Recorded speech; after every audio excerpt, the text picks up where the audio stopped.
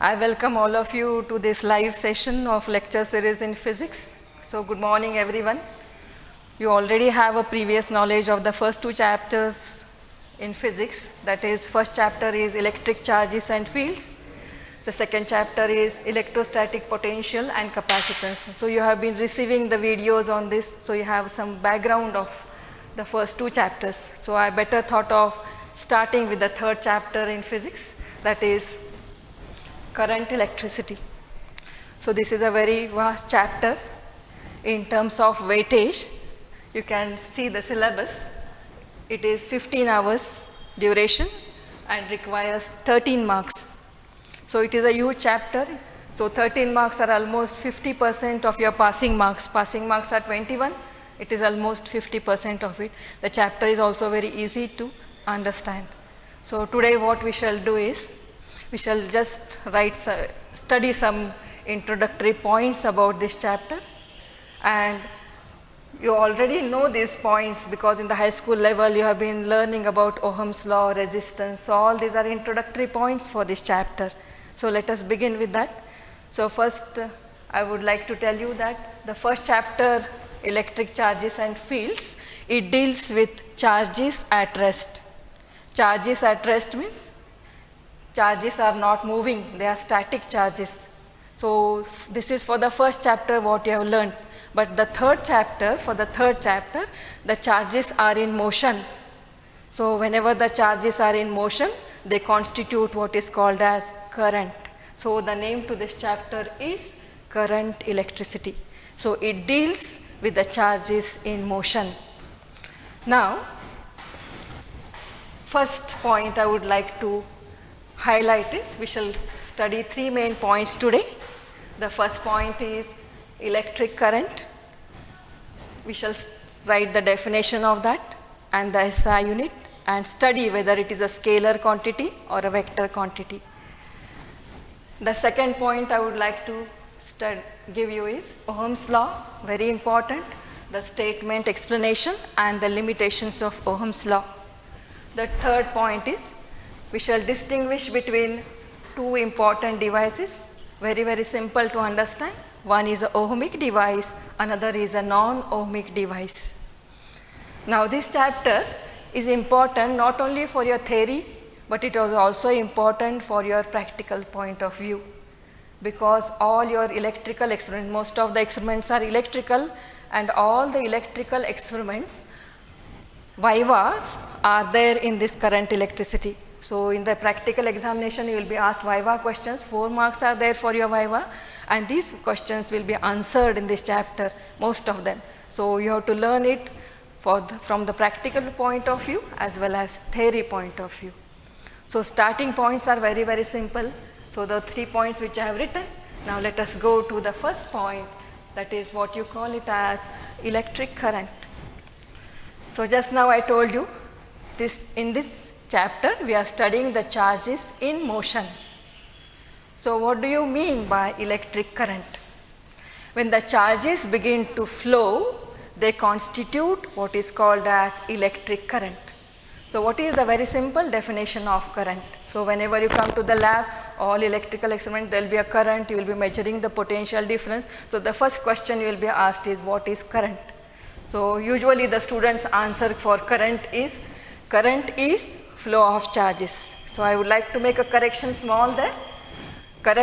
Electric current is defined as the rate of flow of charges. Meaning is, suppose in a conductor through any cross section, say Q is the charge flowing in time t. If a charge Q flows in time t, then the current I through the conductor is defined as Q upon T, charge flowing divided by time taken. So anything divided by time we call it as rate. So current is nothing but rate of flow of charge.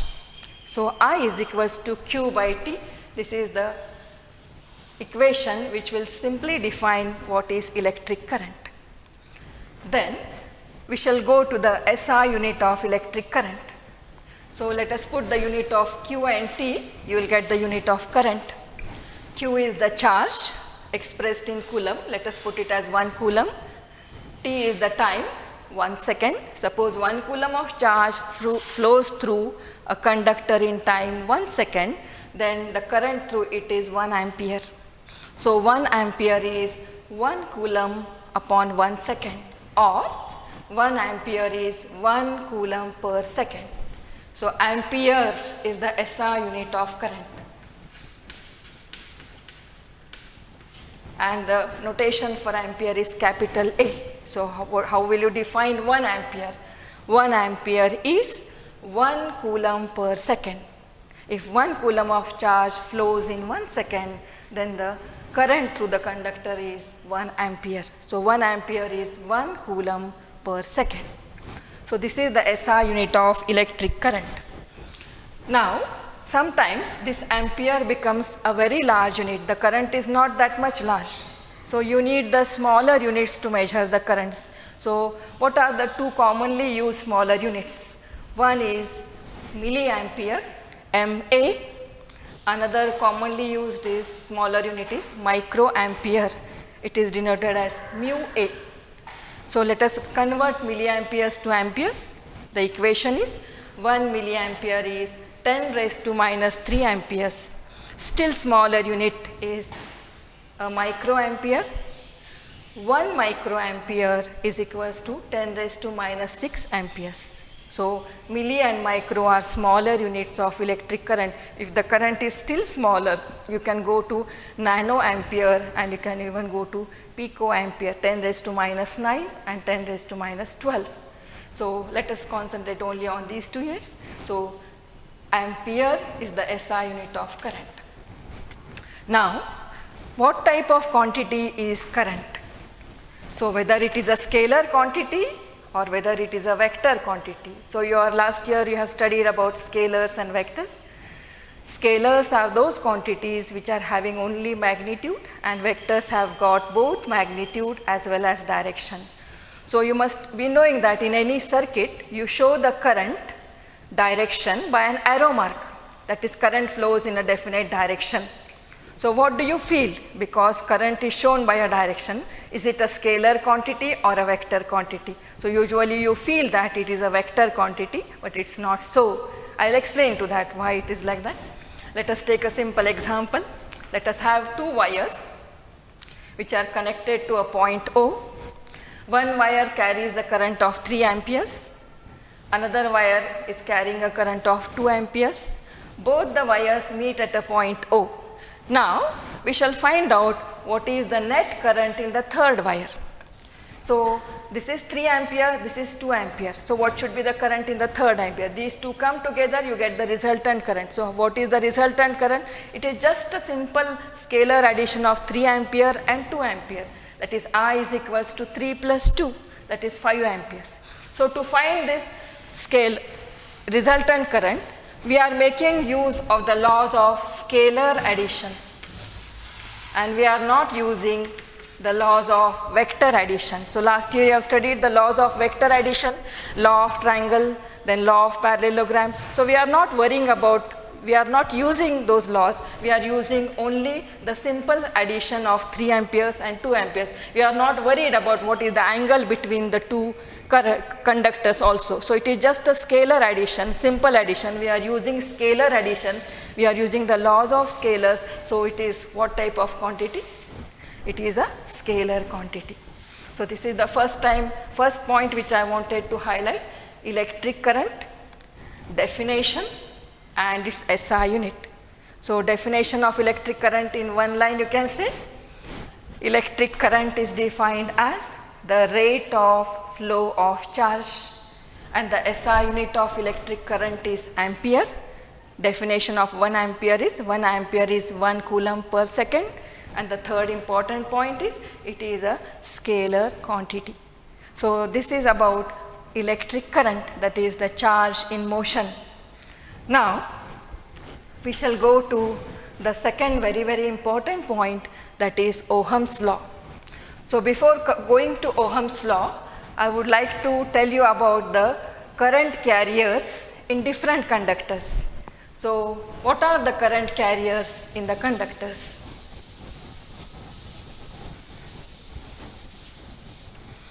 So if you take the metals, everybody knows it is due to the flow of electrons. But every time current is not only due to the flow of electrons, it depends upon what type of conductor you are using. So let us broadly classify the conductors into 3 categories: solid conductors, then liquid conductors, and gaseous conductors. Solid conductors, everybody knows metals are the solid conductors. In metals, what are the current carriers? The current in metals is due to the motion of valence electrons. So this is due to electrons. Valence electrons are the electrons in the outermost orbit, very loosely bound to the nucleus. We call them as the valence electrons.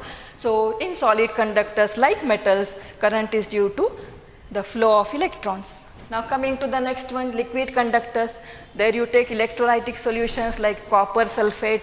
So if you pass current through it, it will be electrolyzed and you will have positive and negative ions. So what are responsible in liquid conductors for current are positive and negative ions for liquid. Now coming to the gaseous conductors like a discharge tube, the current carriers are electrons and positive ions.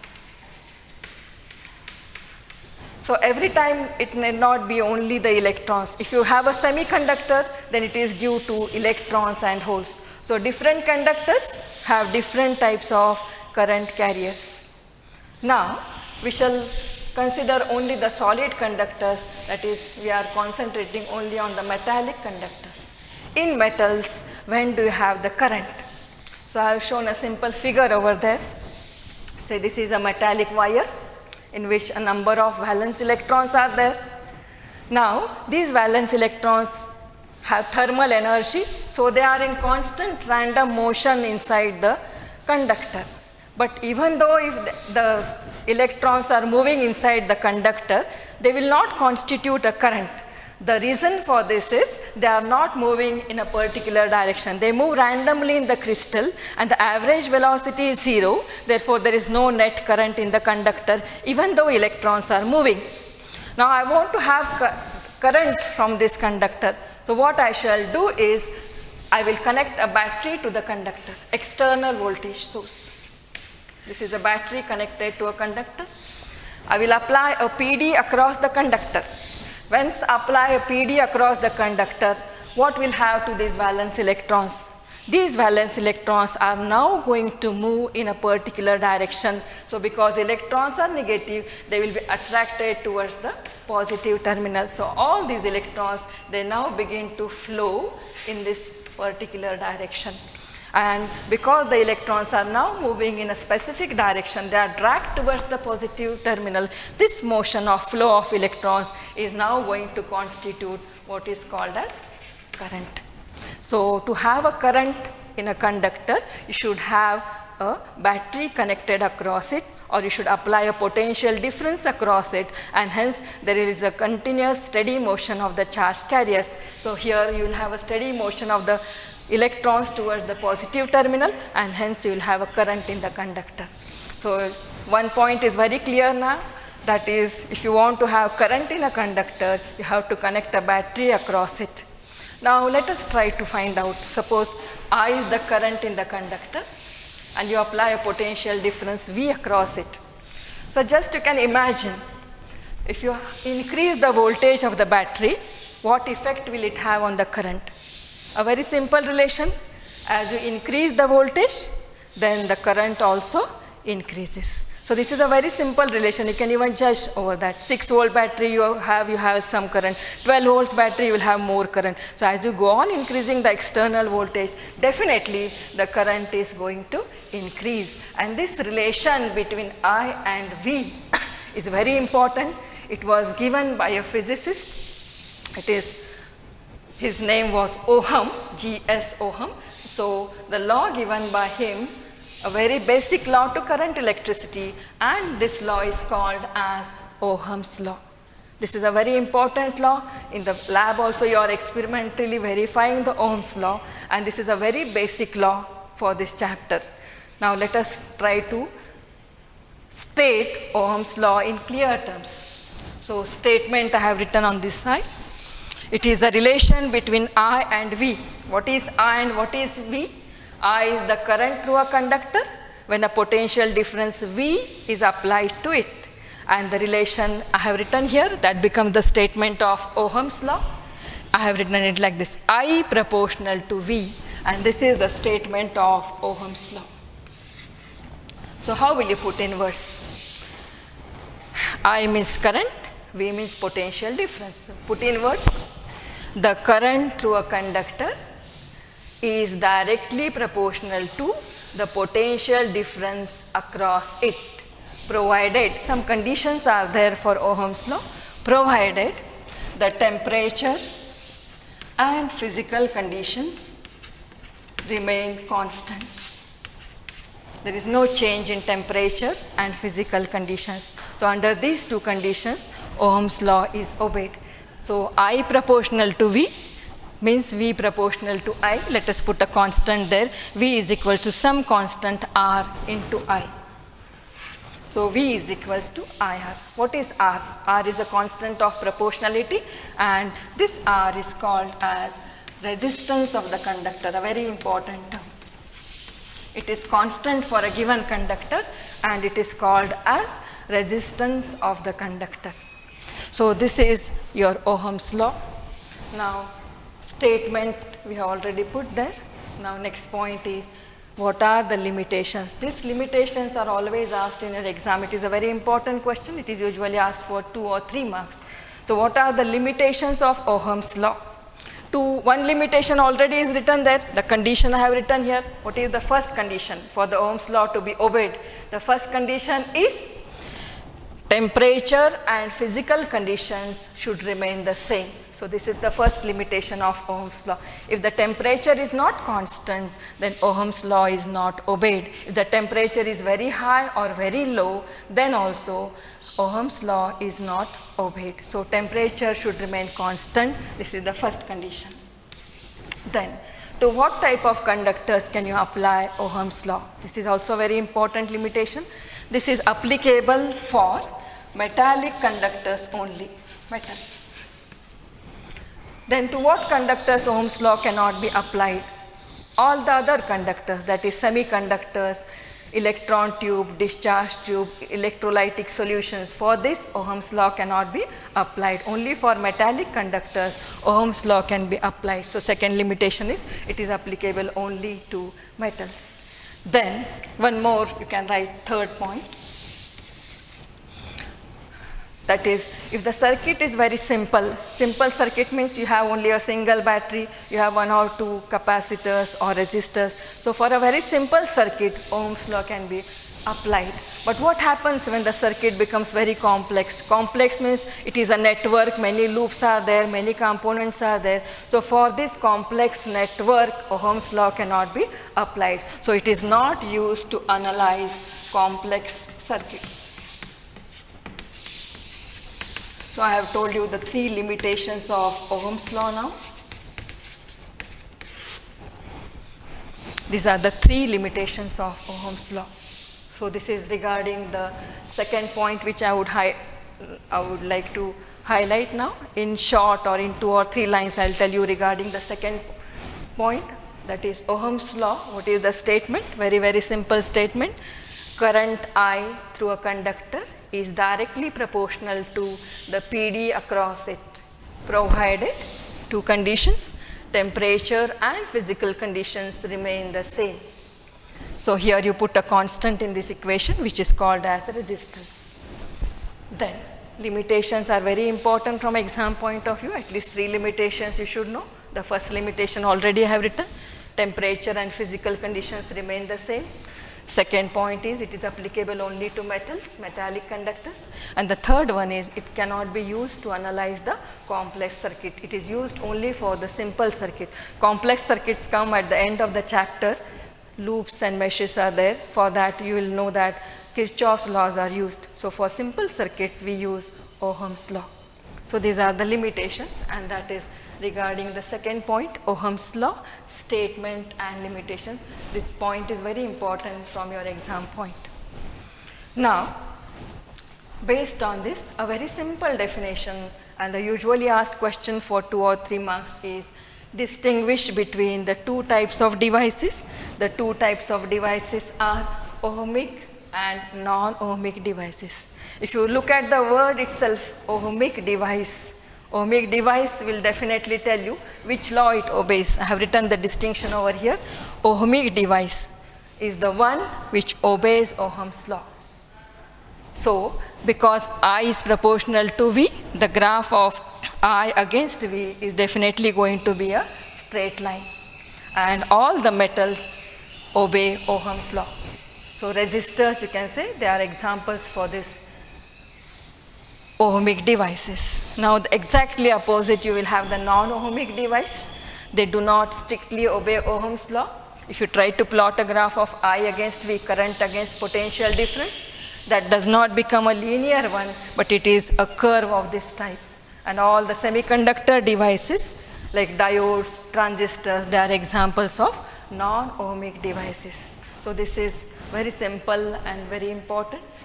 Distinguish between Ohm's law, ohmic device and non-ohmic device. Ohmic device obeys Ohm's law, non-ohmic device does not obey Ohm's law. For ohmic device, graph of I against V is a straight line, linear graph, and for this, I against V graph is not a straight line, it is a curve of this type. What is the common example for this? This is for metals, and this is usually for semiconductors. So all those devices, we call it as ohmic and non-ohmic devices. So this is regarding this Ohm's law. Now, I will tell you 2-3 points regarding the resistance. This term resistance which I have written here. So what is resistance? In Ohm's law, the constant which you use in this equation, we call it as resistance. So let us try to understand the meaning of the word resistance. In usual language, I want to resist something. Resist means what? To oppose. So opposition, this is the simple meaning of the word resistance. So what it opposes? Whenever the charges flow towards one end and constitute a current, there is an opposition for the motion of the charges. What is the opposition? Though I have shown the current like this, but when the electrons are moving towards the positive end, they do not go straight. On the other hand, many collisions, they are encountering many collisions they collide with the atoms in the conductor. And these collisions oppose the flow of electrons, and that is why there will be a resistance in the metal. So collisions are responsible for this opposition of the electrons, and the opposition to the flow of current or to the flow of charges is called as resistance. So the simple meaning of the word resistance is opposition to the flow of charges. And what is opposing the flow of charges? The electrons go on colliding with different atoms in the conductor, and these collisions are responsible for the resistance. So this is the meaning of the word resistance. But what is the actual definition of resistance? Take R on one side. From this equation, you will have R is equals to V upon I. Very, very simple to define. You can tell me what is resistance now. R resistance is equals to V upon I. V is the potential difference, I is the current. Therefore, resistance is defined as the ratio of PD across the conductor to the current flowing through it. R is equals to V upon I. So let us write the SI unit of current. Suppose V is 1 volt, I is 1 ampere, then current, the resistance becomes equals to 1 ohm. So what is 1 ohm? Ohm is the SI unit of resistance. Symbol for ohm is like this, named after the physicist. So how to define 1 ohm? 1 ohm is the resistance of a conductor when 1 ampere of current flows through it under a potential difference of 1 volt. If 1 ampere flows in a conductor under 1 volt, whatever resistance is offered by the conductor, it is called as 1 ohm. So 1 ohm is 1 volt upon 1 ampere. So ohm is the SI unit of resistance. Now, what are the factors on which resistance depends?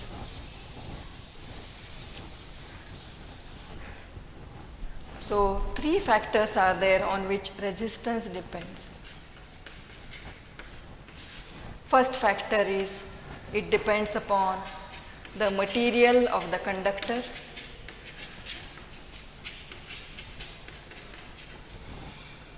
Second one is it depends upon the dimensions of the conductor, and third one it depends upon temperature.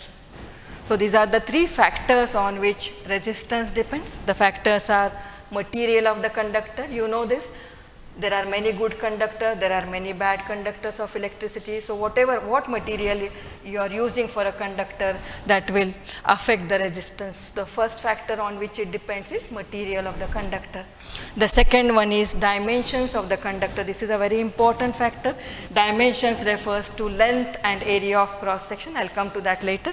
And the third one is temperature. If the temperature changes, then resistance also changes. So these are the three factors on which resistance depends. So I will only tell you about the dimensions of the conductor, how it changes with the dimensions of the conductor.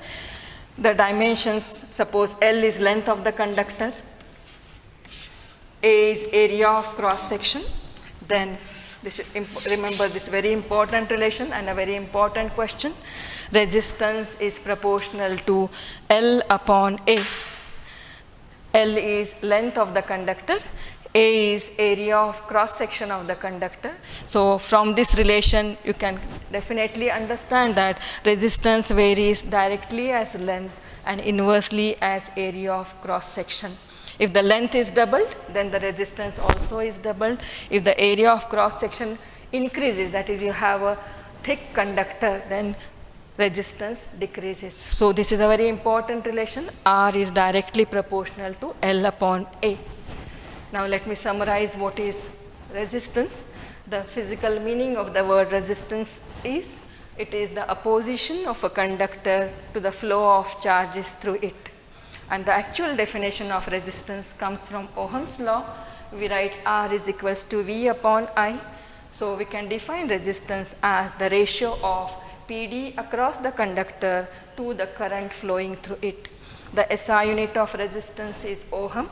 1 Ohm is equals to 1 volt upon 1 ampere. The definition goes like this. The resistance is 1 Ohm if 1 ampere of current flows under a potential difference of 1 volt. And what are the factors that affect the resistance? There are three main factors which affect the resistance. The first factor which I have written here, it is the material of the conductor. Second one is dimensions of the conductor. Dimensions means length and area of cross section. And the third one is the temperature. Then how it depends upon the dimensions of the conductor I have written here. R is proportional to L upon A.